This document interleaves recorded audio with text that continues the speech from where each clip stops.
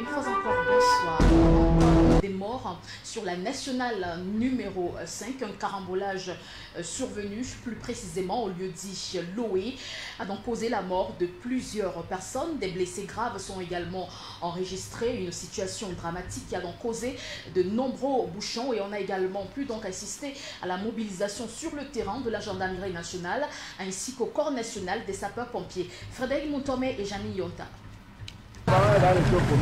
6 morts et plusieurs blessés graves, c'est le bilan de cet accident de la circulation survenu ce jeudi matin au lieu dit Loé, dans l'arrondissement de Mandjo, département du Mungo, région du littoral.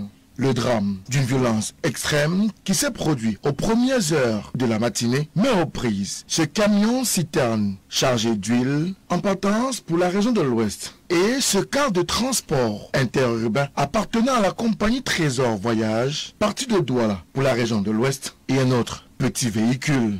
Il y a une citerne qui est garée, qui est tombée en panne ici au virage de l'entrée Mac. Sans signalisation. Il y a le bus de Trésor qui est sorti derrière lui. Entre temps, maintenant, il y avait un porteur qui revenait d'en face. Il a vu qu'au lieu de buter en face à face avec le porteur, il a préféré buter sur la citerne. Dès qu'il bute sur la citerne aussi, il y avait une petite voiture qui venait juste derrière lui. La petite voiture aussi, n'ayant pas de signalisation, a buté derrière le bus de Trésor. Donc voilà pourquoi il y a eu collision entre 3 voitures.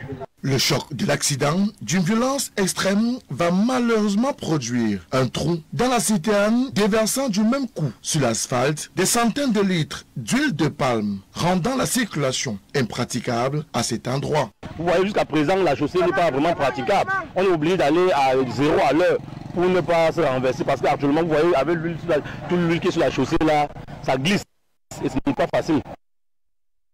Le flot d'huile qui ruisselle le long de la chaussée et du trottoir va malheureusement attirer les populations accourant des villages voisins pour s'approvisionner au détriment des blessés et des décédés qui ont fort heureusement été pris en charge par les éléments du corps national des sapeurs-pompiers descendus sur le terrain.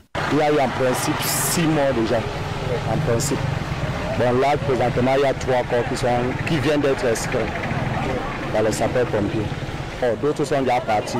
Précisons qu'à la suite de ce drame sur la nationale numéro 5, la circulation a fortement été perturbée à raison des carcasses toujours présentes sur la chaussée, mais également de l'huile en cette période de pluie. Tout de même, les éléments de force de maintien de l'ordre déployés sur le terrain multipliaient des stratégies et des méthodes pour rétablir la fluidité de la circulation au moment où nous quittions les lieux. Les condoléances du 19h45 à toutes ces familles du roman éprouvé.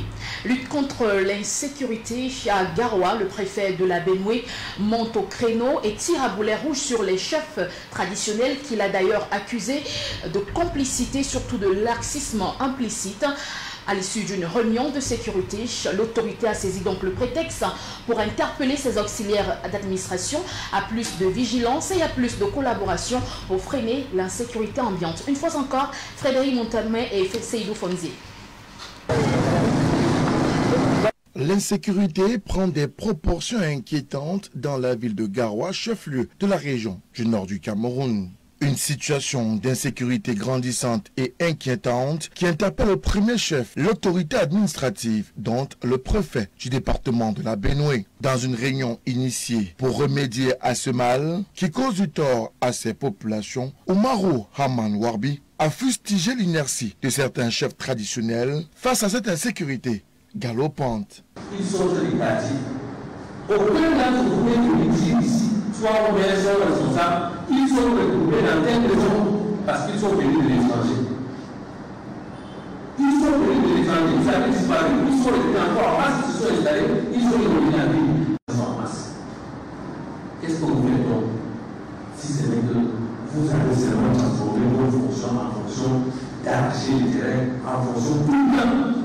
Beaucoup de personnes, entre le mois de mars, le mois d'avril, ici dans la Benoué, notamment les élèves, il y a eu 11 enfants qui se sont noyés dans la Benoué pendant cette période.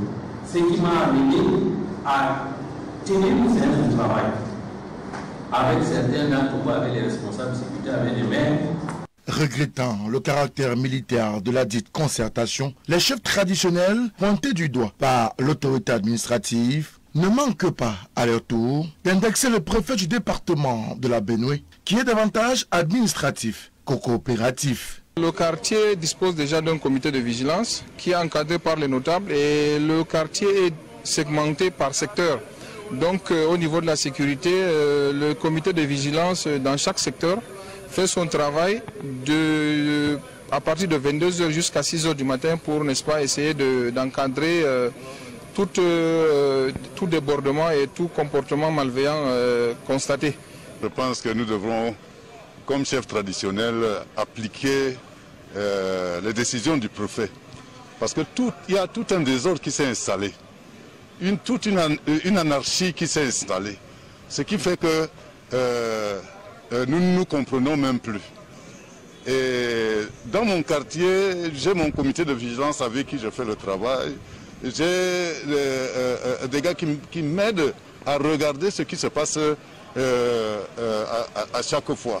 Il faut, par tous les moyens, tordre le cou à l'insécurité qui fait de plus en plus son nid dans la ville de Garoua, chef-lieu de la région du nord du Cameroun, telle la principale recommandation du préfet du département de la Benoué, qui par ailleurs invite ses auxiliaires d'administration à plus de collaboration. Nous avons donc des villes, des villages en chantier.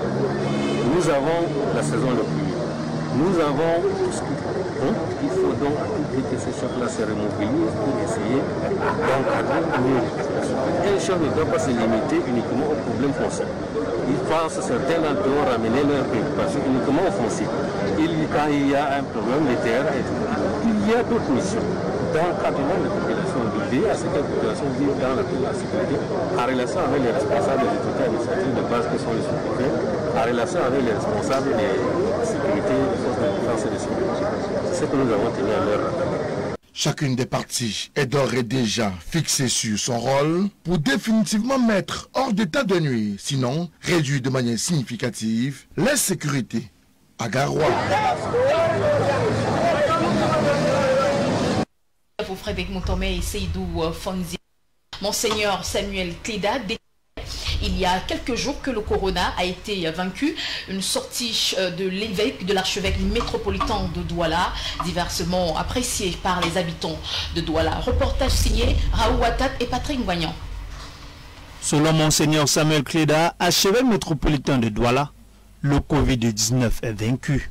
Nous devons continuer à faire très attention.